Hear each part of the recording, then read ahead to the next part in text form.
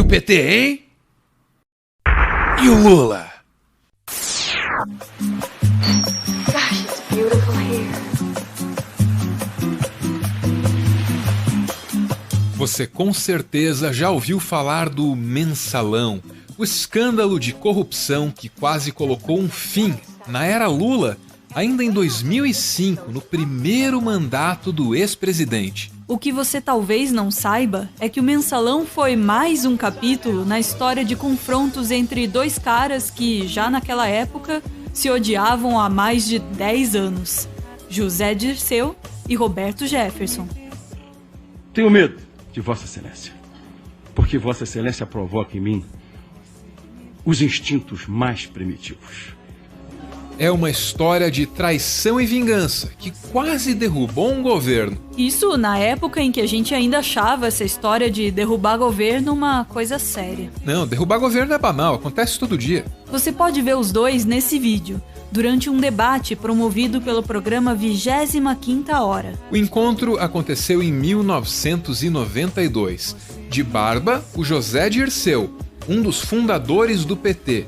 Ele fazia parte da CPI que investigava os negócios do PC Farias, o tesoureiro da campanha de Fernando Collor de Mello. De cabelos longos e muito antes de passar por uma cirurgia de redução do estômago em 2000, Roberto Jefferson, que liderava no Congresso a tropa de choque em defesa de Collor. Como fica o presidente Collor? Sentado na cadeira dele e achando graça dessa baboseira toda, como o Brasil vai rir dentro de mais alguns dias. Foi ali que tudo começou. E é bom você lembrar que o Collor tinha derrotado o Lula no segundo turno da eleição de 89. Os dois voltaram a se enfrentar na CPI dos Anões do Orçamento em 1993 e nos bastidores da eleição de 1994. Bem antes disso, no início dos anos 80, o Roberto Jefferson fez fama como o advogado dos pobres em O Povo na TV, um programa de baixarias transmitido na antiga TVS. Para você ter uma ideia do gabarito da coisa, nesse programa tinha até o Sérgio Malandro. O Povo na TV era uma espécie de programa do Ratinho de hoje em dia. E o Roberto Jefferson fazia o papel assim do advogado barraqueiro. Talvez tenha sido nessa época que ele desenvolveu o estilo teatral que o fez famoso durante o Mensalão. Mas o Jefferson já foi também conhecido por seus repentinos ataques de raiva. 2 relatos sobre isso estão nos arquivos do Centro de Pesquisa e Documentação de História Contemporânea do Brasil, da Fundação Getúlio Vargas. Em novembro de 1985, o Roberto Jefferson derrubou a golpes de machado um painel que estava instalado na Cinelândia, no centro do Rio de Janeiro. Ele fez isso porque o painel incluía ele como ausente na lista de votação dos deputados federais fluminenses sobre um projeto que concedia anistia aos civis e militares caçados pelo regime militar. Esse episódio foi o início de uma série de atitudes que o fizeram conhecido pela virulência física e verbal. Em fevereiro de 1988, o Roberto Jefferson foi acusado de ter ido armado para o recinto da Constituinte, com o objetivo assim de resolver desavenças com o deputado Jorge Wecked, do PMDB do Rio Grande do Sul. O Wecked ameaçava divulgar uma lista de pessoas envolvidas em irregularidades na Companhia Brasileira de Alimentos, a Cobal. Já José Dirceu começou sua carreira política como militante do movimento estudantil, durante a ditadura militar. Ele foi preso em 1968 naquele famoso congresso da UNE, em Ibiúna, no interior de São Paulo. E ele só foi solto depois que militantes da luta armada contra a ditadura sequestraram o embaixador americano e trocaram a sua liberdade pela de 15 prisioneiros políticos feitos pelo governo. Dirceu deixou o país e foi para Cuba. Lá ele passou por uma cirurgia plástica. Em 1975, Dirceu voltou para o Brasil e passou a viver na clandestinidade, isso até a lei da anistia em 79. Um dos mentores políticos de Lula, Dirceu sempre foi conhecido por ser uma espécie de soldado da causa. Um homem calmo, discreto, cerebral e pragmático, para quem os fins justificariam todos os meios. Em 2005, depois de históricas brigas e desavenças, essas duas figuras tão diferentes, Roberto Jefferson e José Dirceu, elas voltaram a se enfrentar em um novo ringue, a CPI dos Correios. Eu não me envergonho de nada que fiz.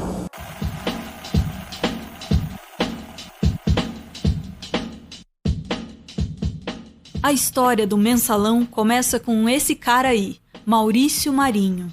Em 2005, ele chefiava o Departamento de Contratação e Administração de Material dos Correios. Com uma câmera escondida, ele foi flagrado pedindo propina para empresários que queriam participar de uma licitação. O valor que o vídeo mostra ele recebendo nem era tão alto assim, R$3.000. Maurício Marinho era uma indicação de segundo escalão do Roberto Jefferson, presidente do PTB. E é aqui que eu fico com uma dúvida. Por que o Roberto Jefferson, que é do PTB, estava indicando gente para participar do governo Lula, do PT? O que é que tinha a ver? É que antes da eleição de 2002, Lula e o PT tinham tentado chegar à presidência outras 3 vezes, coligados apenas com partidos de esquerda. Em 2002, eles mudaram a estratégia. Eles entenderam que não apenas para se eleger, mas para governar no sistema político brasileiro, precisavam ampliar essas alianças. José Dirceu foi o principal articulador desses pactos com partidos conservadores, que incluíam o PTB de Roberto Jefferson. Depois da eleição, Dirceu assumiu a chefia da Casa Civil de Lula e apostou que poderia sentar na mesma mesa e dividir a administração do Estado com seu rival de mais de uma década. O empresariado, os partidos políticos, as Forças Armadas e os trabalhadores estão unidos. O resultado da gravação sobre a propina nos Correios veio à tona pela primeira vez em uma reportagem da revista Veja. Foi em maio de 2005. Poucos dias depois, a Veja fez uma nova denúncia de corrupção no segundo escalão do governo, mais uma vez envolvendo Roberto Jefferson. Dessa vez ele era acusado de cobrar uma mesada de R$400 mil do Lídio Duarte, que presidia o Instituto de Resseguros do Brasil. As duas denúncias convenceram Jefferson de que ele estava sendo vítima de uma operação de destruição vinda de dentro do governo e chefiada pelo seu desafeto José Dirceu. E o Roberto Jefferson, que nunca foi de guardar o rancor na geladeira, saiu atirando. Ele tirou o pino da granada numa entrevista que deu ao jornal Folha de São Paulo, publicada no dia 6 de junho de 2005. Nessa entrevista, o presidente do PTB criou a expressão mensalão para se referir a uma suposta mesada fixa de R$30 mil. Ela era paga mensalmente para deputados do PL e do PP, o Partido Progressista. E claro, os deputados que recebiam isso ficavam obrigados a votar de acordo com os interesses do governo Lula. Nessa mesma entrevista, Jefferson inocenta Lula. Ele acusa principalmente o então tesoureiro do PT, Delúbio Soares. O que segue é o texto publicado pela Folha de São Paulo. Jefferson diz: no princípio deste ano, em 2 conversas com o presidente Lula, na presença do ministro Valfrido, do líder Arlindo Quinaglia, do ministro Aldo Rebelo e do ministro José Dirceu, eu disse ao presidente: presidente, o Delúbio vai botar uma dinamite na sua cadeira. Ele continua dando mensalão aos deputados. Que mensalão? Perguntou o presidente. Aí eu expliquei ao presidente. Ao que o repórter da Folha então pergunta: qual foi a reação dele? E Jefferson responde: o presidente Lula chorou, falou, não é possível isso, e chorou. Eu falei, é possível sim, presidente. Depois, em depoimento à CPI dos Correios, que passou a investigar o mensalão, Jefferson afirmou que José Dirceu era o chefe do esquema. E a versão continuou mudando. Primeiro era o Delúbio, depois era o José Dirceu e mais tarde a defesa do Roberto Jefferson mudou a tese novamente e passou a argumentar que o Lula sabia de tudo. O mensalão, nos moldes definidos por Roberto Jefferson como uma mesada mensal dada aos deputados, nunca teve sua existência comprovada. Em junho de 2005, ele precisava de uma declaração de impacto que pegasse a imprensa e a opinião pública pelo colarinho. o termo mensalão caiu como uma luva, funcionou. Uma palavra midiática que grudou no imaginário popular. Mas o fato de não existir uma mesada mensal, uma mesada fixa, não significa que o PT e os partidos aliados não tenham metido a mão no jarro. Meteram sim.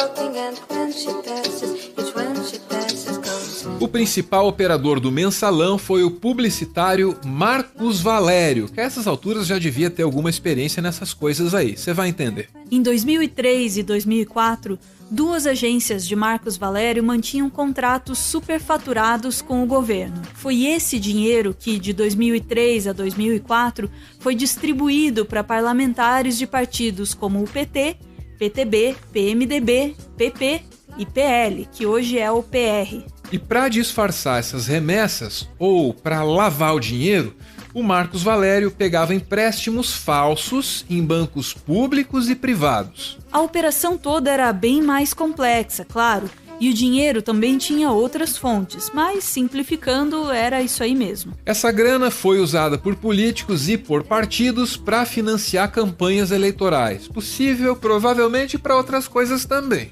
Aqui a gente tem uma disputa de narrativas.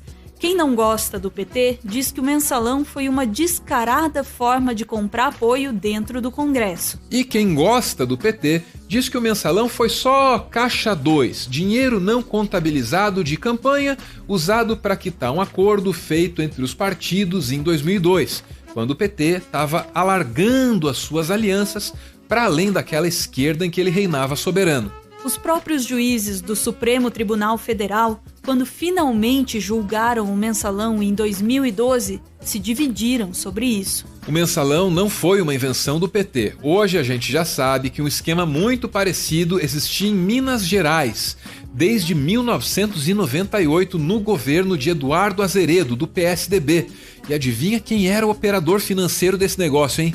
Era ele mesmo, Marcos Valério. O dinheiro que o mensalão movimentou, cerca de 55 milhões de reais, também está longe de colocar o esquema no patamar com que ele foi tratado na época, de maior escândalo de corrupção do Brasil até então. O artigo A Mentira na Política, do professor Rogério Alessandro de Mello, da Universidade de Brasília, mostra isso. Desde a redemocratização, o Brasil teve pelo menos 9 casos de corrupção que movimentaram mais dinheiro do que o mensalão do PT. Não que isso absolva ninguém, claro. 55 milhões não são exatamente troco de pão. Ao todo, 25 pessoas foram condenadas no julgamento do mensalão. Tanto José Dirceu quanto Roberto Jefferson caíram em desgraça e foram para a cadeia. Mas, passada a longa tormenta, um deles pode voltar a fazer política à luz do dia, nos altos escalões do governo. Adivinha quem? Roberto Jefferson. Ele voltou à presidência do PTB e, em 2018, no governo Temer, negociou a indicação da filha dele, a Cristiane Brasil, para ministra do Trabalho. Um parênteses, a moça não chegou a assumir, mas isso não tem nada a ver com as tretas do passado do pai dela. Quando a nomeação da filha foi confirmada pelo então presidente Temer, Jefferson chorou, ficou emocionado. Orgulho. É surpresa. E a emoção que me dá. Por quê? É um resgate, sabe, querida? É um resgate. A senhora é um resgate que a imagem é um resgate, do senhor, da família? Isso. Depois do que aconteceu no mensalão? Já passou.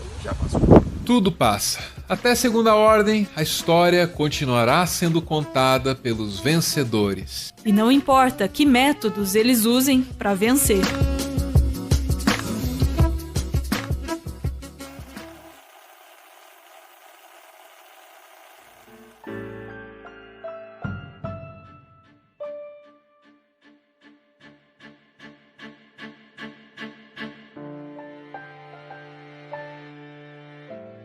Muito obrigado por ver esse vídeo até o final. O vídeo que você acabou de assistir teve o roteiro feito pelo Sandoval Mateus. Muito obrigado, Sandoval. Já a edição ficou por conta do Danilo Boros. Valeu, Danilo.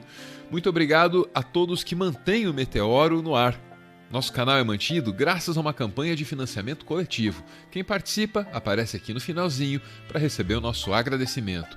Muito obrigado, Luigi e Giovana. Giovana, a mensagem que segue é do Luigi e é para você. Diz ele: me desculpe por toda a complicação de sair do Brasil para vir para a Suécia fazer doutorado. Sei que nossa relação deu uma balançada, mas estou voltando para os seus braços e sei que é aí que eu quero ficar, pois eu tenho certeza que eu te amo. Beijo, gente. Valeu!